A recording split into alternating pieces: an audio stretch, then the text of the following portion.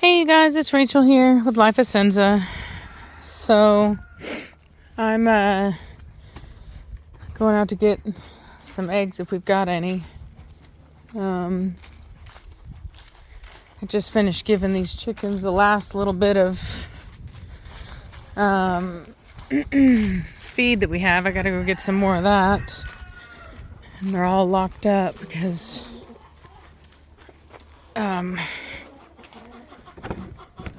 it's been kind of cold and windy. Oh, there's an egg on the ground. Must be a new layer because normally they don't do that. So, let's see here. I've actually got a hen in the laying box right now.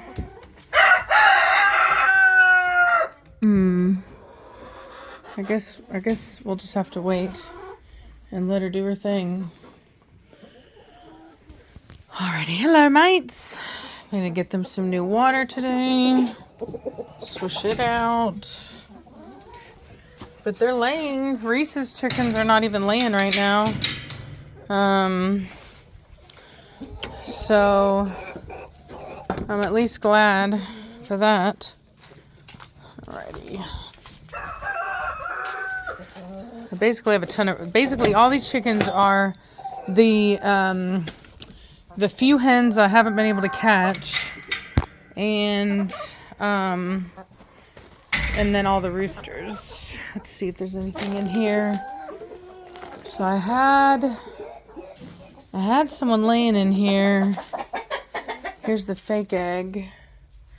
Yeah, I had somebody laying in here, but the eggs have been missing lately, so it makes me think that somebody's eating them. We'll have to see.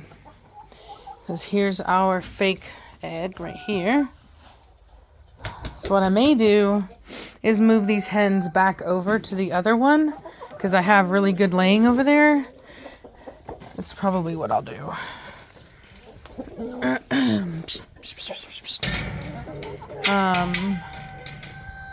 But there's my lavender rooster. He's looking really good. Although right now all these dudes are looking pretty good. So I've been getting a consistent amount of eggs.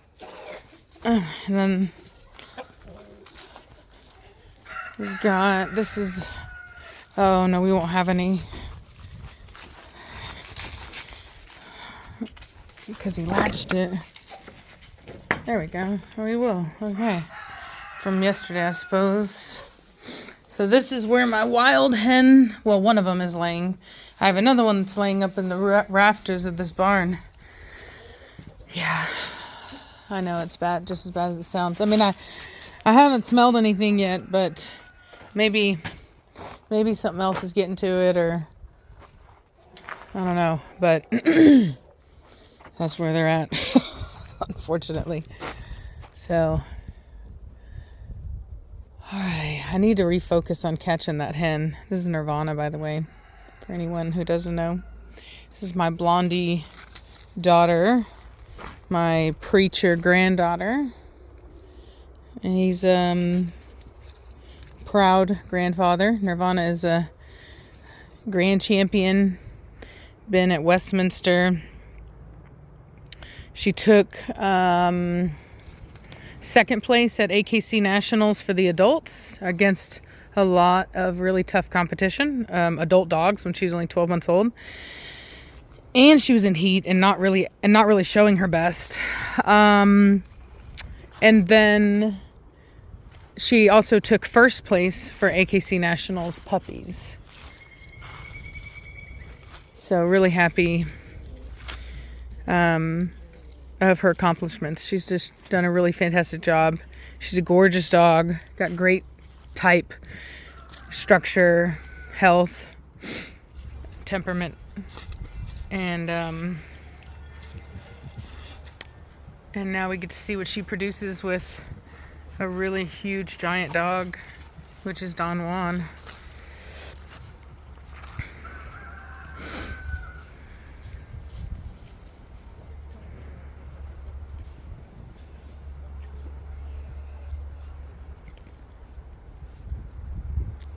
What you doing, dirty girl? What you getting into? Well, I said, hey, what's wrong with you? All these chickens, the chickens on my dead trees over there, y'all. Just sucks. Nothing you can do about it, though. You never have any guarantees when you plant something, but just take it as a sign to do something else.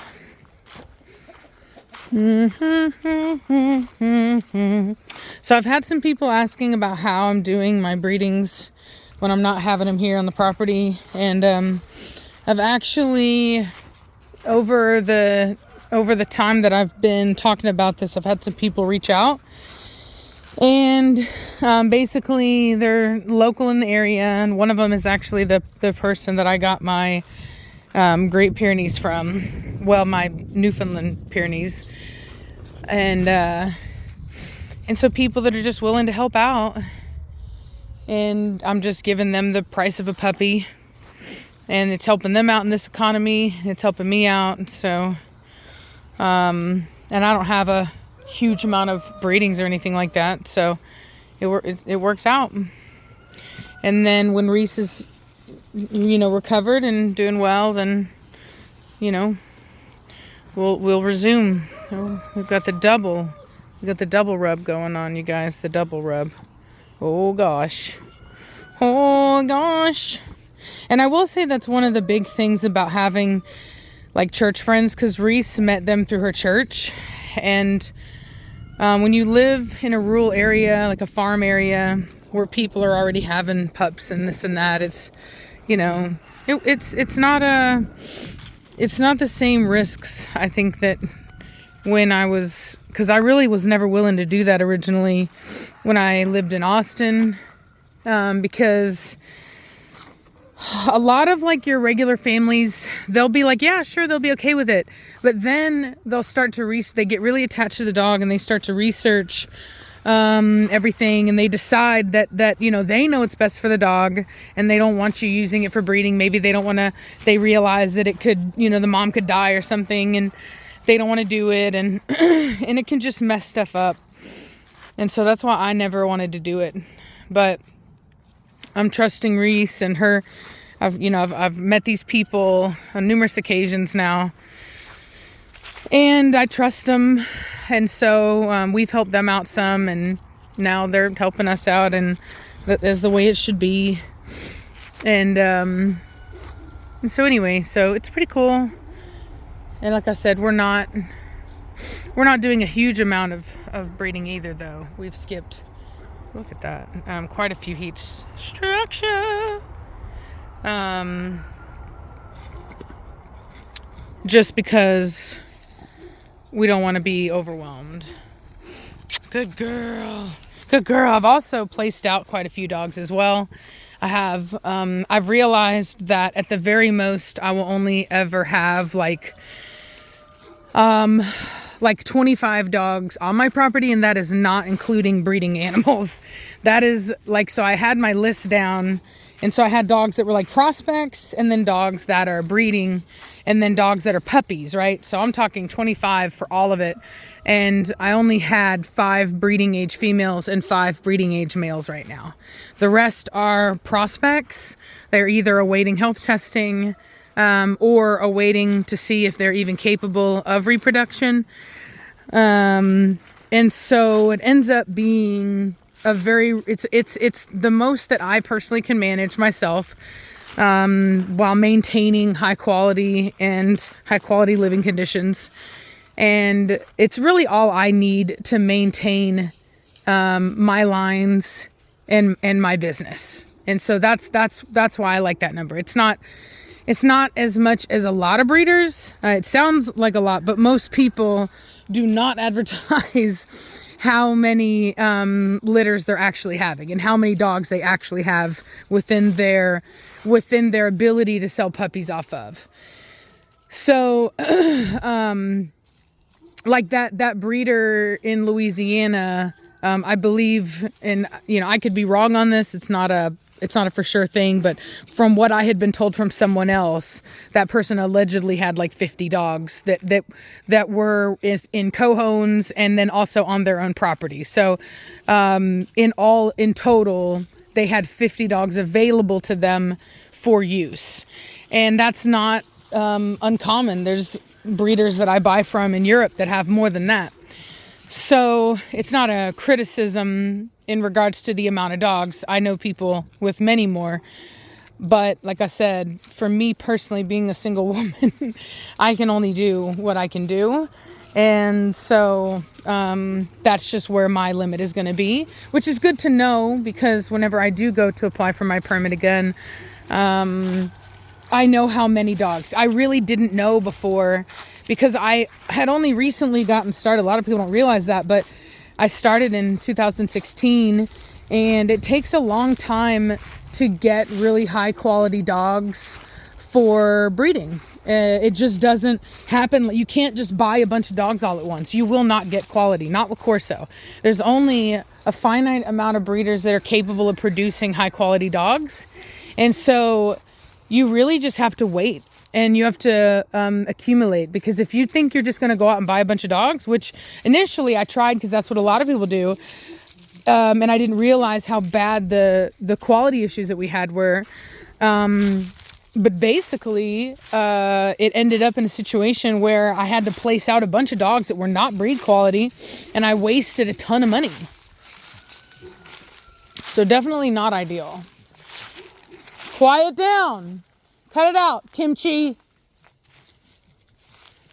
I moved the dogs around. I put Kimchi in a different kennel, and she thinks that she's a woman. I will tell you, Blondie's offspring, they are very tough. They're like lions.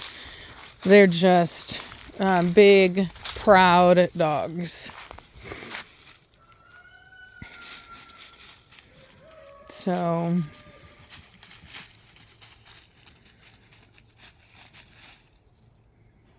pretty girl. What's funny is I was thinking about this the other day, that whenever I very first got into Corso,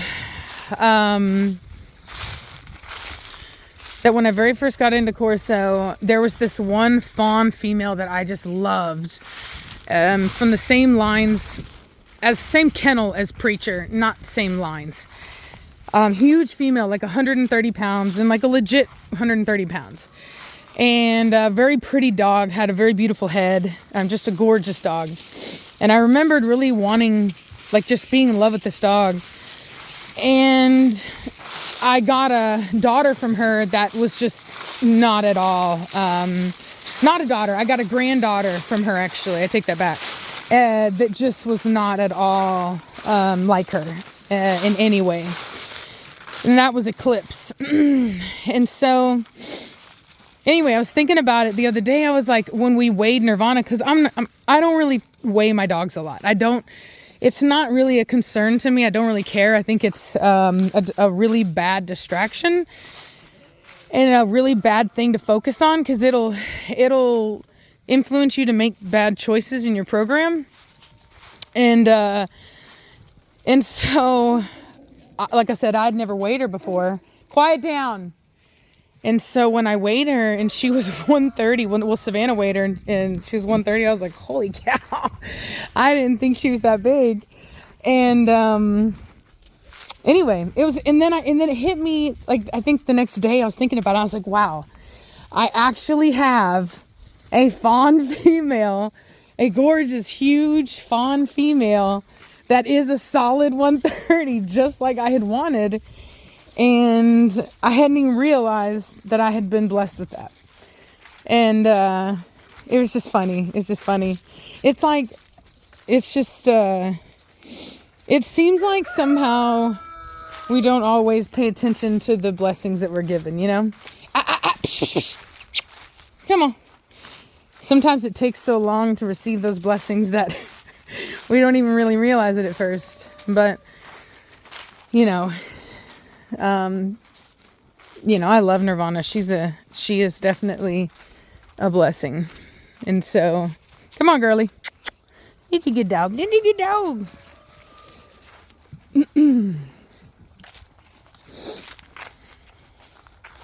Nirvana, come here. What are you doing? Psst. No, Nirvana. Psst. There's a chicken over there. Psst. Nirvana, right now. Come here. Get your butt over here. You will not eat that chicken. Come on. Let's go. Let's go. Let's go. I don't even trust you now. Come on. Psst. I don't know when it got, but something got the chicken. Come on. Psst. Let's go.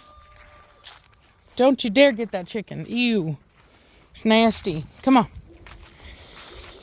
Yeah. The floof of feathers is over here beside the house. And I was sad because I really thought, I mean, we had maintained very stable numbers. Nirvana, get your butt over here. Yeah, we had maintained very stable numbers. Batista, be quiet. Nothing had really been getting got. And then we found this right here. And this is definitely recent. So, something... Quiet down! And then we went looking for it and found it over yonder. So, you know, sucks. But I think because of this, it was a bird. Usually, if it's a coyote or a fox, there'll be a little bit of feathers in the coop. And then maybe a couple little trail, like, you know, little feathers to mark the trail, but you don't get the floof like this. Just a random floof. This is the hallmarks of a bird. And judging by the feathers, it looks like it was a rooster that got taken. Because there were some long tail feathers in here. What you doing, girlie? What are you doing? What are you doing? Anyway, alrighty, well, I'm gonna let y'all go. I hope you're having a good day. And I'll talk at you later. Bye.